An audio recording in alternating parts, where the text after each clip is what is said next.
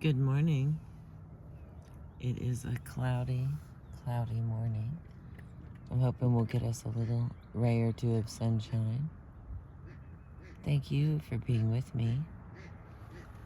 I'm going to try to finish up chapter 7.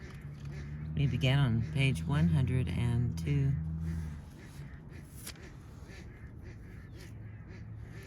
The vengeance of Suetonius against the Britons was every bit as frightful as that of the rebel Britons had been towards Rome. A further convincing argument for the death of Boudica shortly after the end of the battle lies in the fact that she would otherwise surely have featured in it. The British must have suffered shockingly, and not all of the victims had taken part in the rising.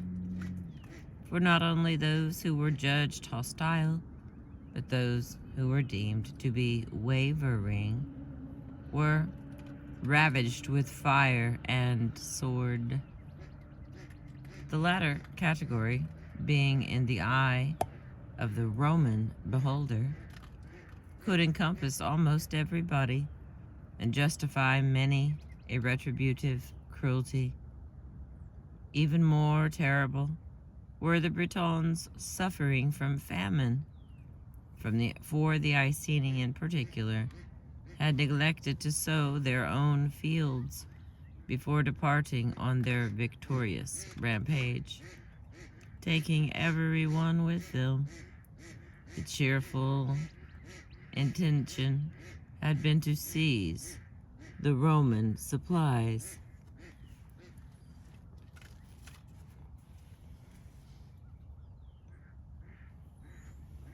Some of the Britons went on fighting. Confusion has arisen about their desperate continuance of the struggle, which was manifestly lost, and there is a suggestion that it was bound up with the implacability of Suetonius toward those who had recently humiliated him by ravaging the province under his command. This is Tacitus's story. In the earlier of his two accounts, the Agricola, excellent officer though he, Suetonius, was, it was feared that he would abuse their surrender and punish every offense with undue severity, as if it were a personal injury. Some of them fought on, feeling at this point they had nothing to lose. In the latter annals, however, Tacitus linked this ultimate British stand to the mischievous influence of the new procurator, Julius Classicanus, he who came to replace the figurative Catus Decianus. Julius Classicanus disloyally hinted that it was the Britons' own interest to prolong their activities until a new or less personally involved, and thus milder, governor should be sent out from Rome. Whether Tacitus' slur on Julius Classicanus' loyalty is justified, or whether he was merely seeking to defend the reputation of his father-in-law's old commander. It is true that a milder governor was finally sent out from Rome. Publius Petronius Turpillianus, who had just finished being consul. This followed a report by the Emperor Nero's emissary, the former slave Polycletus, who tried to reconcile governor and procurator, and ended by criticizing Suetonius for not terminating the war. Peace was finally restored. With peace, however, came repression. If the execution of the Roman vengeance lacked those picturesque atrocities depicted by Dio, so far as we know, it partook of the equally grim nature of long drawn-out persecution, including whatever brutal measures were thought necessary under the circumstances. Fresh troops were brought from Germany to fill out the ranks of that legion, brought low by the first British onslaught. Auxiliaries, both infantry and cavalry, were also imported. The Iceni paid dearly for their crowded hour of glorious life, and were condemned to live out instead that traditional alternative to it, a dismal age without a name. Excavations from the post-Boudiccan age reveal that a detailed policy of repression was enacted toward the guilty tribe, including slavery and transportation. Temporary Roman forts were put up at strategic sites for the control of the population, such as Great Chesterford, north of Saffron Walden, Caudenham, near Ipswich, and Pakenham, near Ixworth, on the borders of Suffolk and Norfolk. From time to time, traces of these forts, symbolic of the repression of the Iceni, emerge as a result of drought and aerial photography. In this way, the Roman camp at Pakenham was shown up in 1976 and excavated in 1985 before being engulfed by a bypass. Okay, we're back to the regular stuff. Farms were burned. Sanctuaries, such as that of Arminghall, desecrated. Some of the buried hoards of torques, coins, and other precious golden objects referred to in Chapter 4, such as that at Santon, may owe their origins to this terrible time. The draining of hitherto unoccupied territories in the Iceni area and the conversion of them into fertile land was probably carried out by deported Iceni slave labor using Roman drainage systems. So the Iceni, proud and independent of yore, were made subject, and this time they did not revolt again. The evidence is that in punishment for their rebellion, the Iceni lands remained wasted into the next century. To the Caledonian leader, Calgacus, via the pen of Tacticus, went the last word. When he was raising his own rebellion, put down by Agricola in the 80s, of the Romans he said, "They create a desolation and call it peace."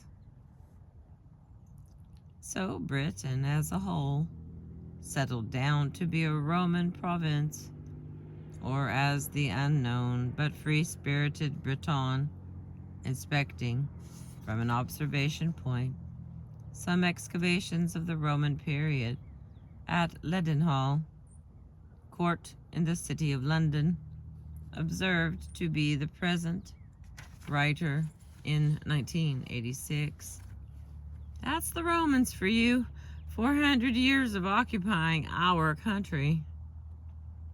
Were These 400 years of occupation inevitable, leaving aside the question of whether they were desirable. How far did Queen Boudica of the Iceni really progress in the direction of eliminating that occupation?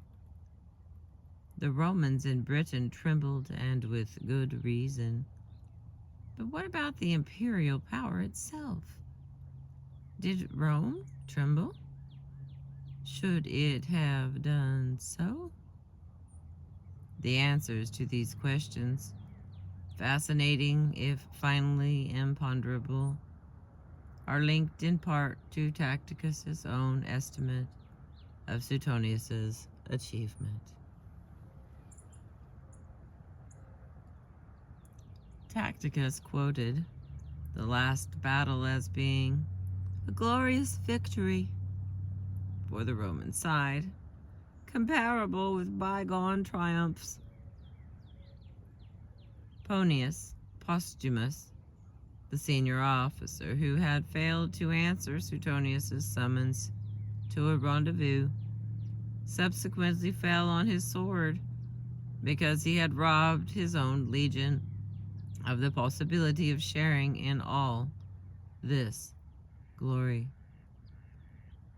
If Suetonius really triumphed with great difficulty over Boudica, against overwhelming odds as well as overwhelming numbers, then the Iceni and the other tribes who joined with them must have nearly succeeded in their objective, the overturning of odious Roman rule.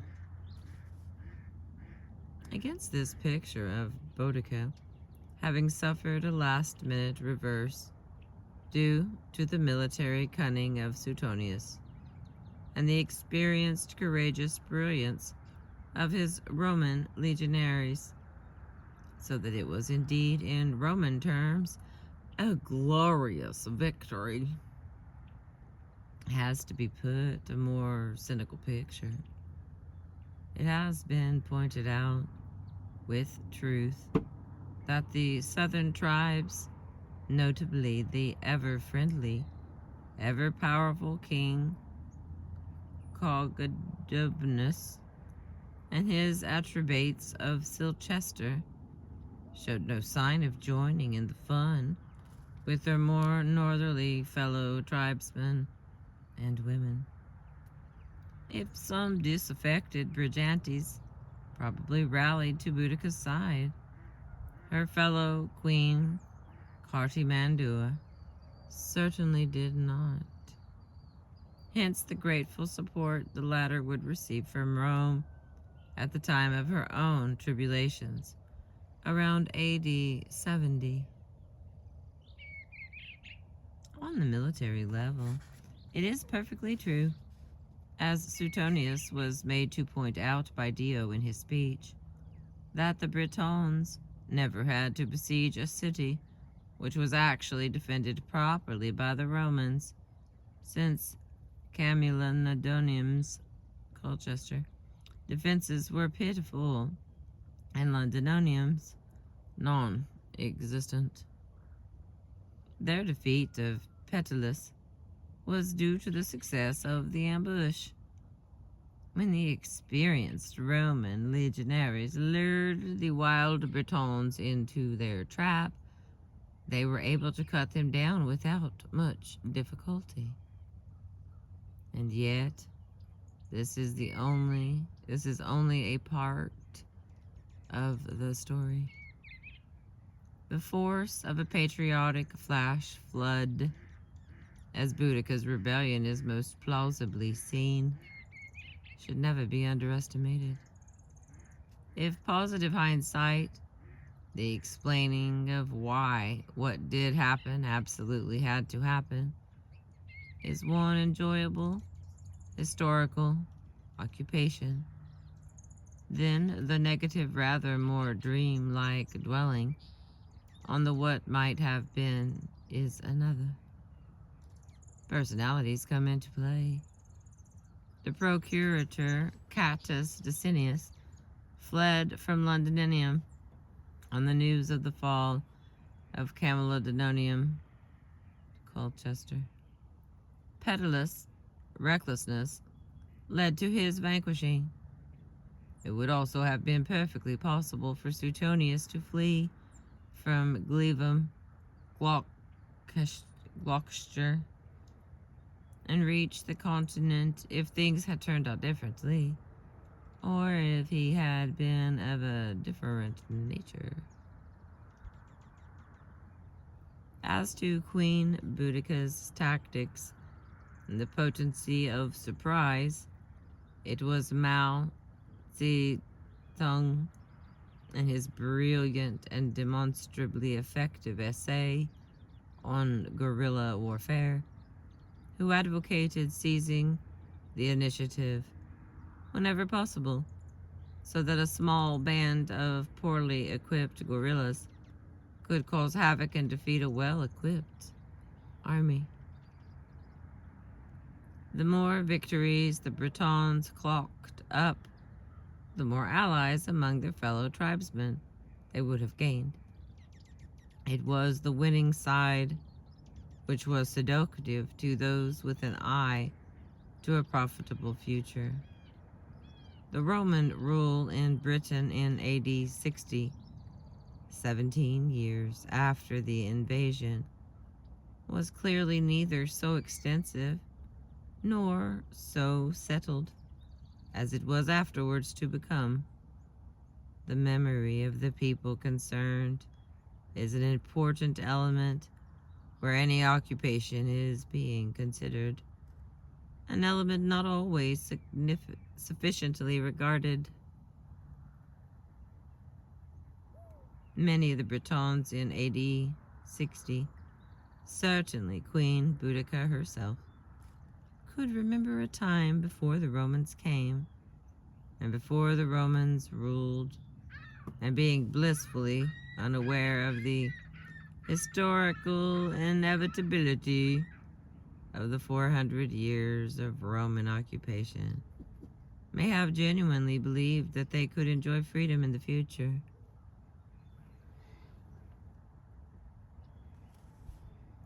What kind of freedom was envisaged? The answer to that question surely lies in the Roman maladministration, which provoked the Iceni in the long term, as the Roman maltreatment of the queen and her daughters provoked them in the short. The indignation of the native inhabitants of Colchester, compelled to labor and pay for an imperial cult, an imperial temple, alien to their religion and to their way of life, falls into the same category. It was as a patriot of the Iceni cause and a partisan that Queen Boudica rose. It is as a challenge to the Roman might by tribes generally termed inferior. Nothing to fear from the Britons, who are too weak to cross the sea and assault us. Strabo had written, in an age before the invasion, that her uprising is best seen. Had Queen Boudica continued her route, challenged the army of Suetonius at a place of her own choosing, with her numbers and her desperate courage, she might have presented the picture of the winning side to the other tribal leaders. The glorious victory might just conceivably have gone the other way, but this is to make her a prudent, calculating Roman leader, as Suetonius was. She remained, and remains, a Celt, bold, inspiring, but not so far as we know, calculating. And in this manner, her story ends. or so it must have seemed to those who knew her, with the enforced pacification of the Iceni by just that fire and sword which Boudica herself had temporarily and bloodily employed. But Boudica's story did not end there. The death of this obscure British queen, buried in an unknown grave, was in fact only the beginning of the story. The phoenix, Boadicea, would rise from the ashes of Boudica. What happened to this phoenix later? Why Boudica, Boadicea, did not rest forever forgotten is one theme of the rest of this book. The other interwoven theme is the multiple fascination exercised by the warrior queen, illustrated in so many different civilizations, including those where the Roman writ never ran and where the name of Boadicea was never known, each story contributing to the mosaic. The first story, that of Zenobia, is however given as a dramatic coda to that of Boudica, because she too, in her time, challenged the might of Rome.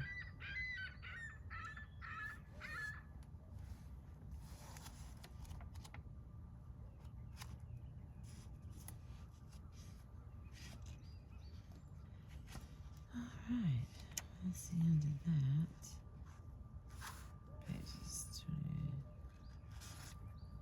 So this next one's 20 pages, which I know I cannot fit in this video. But it doesn't keep me from wanting to. Okay, I was reading you the chapter 80,000 Dead by the Warrior Queen. Oh my goodness. I'm sorry, birdies.